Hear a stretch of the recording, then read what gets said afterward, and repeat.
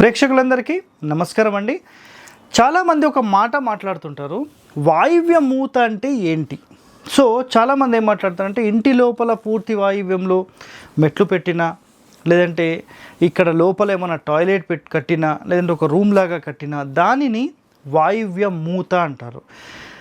శాస్త్రంలో ఏం చెప్పారు? అసలు వాయువ్య మూత అంటే ఏం చెప్పారు శాస్త్రంలో అంటే, ఇక్కడ చూడండి, మన స్థలం ఇదండి. ఎప్పుడైనా ఒక స్థలంలో ఇల్లు కడితే అన్ని వైపులా ఖాళీ ఉండాలనేది శాస్త్రం చెప్పిన మాట, క్లియర్ కట్ వర్డ్ అది.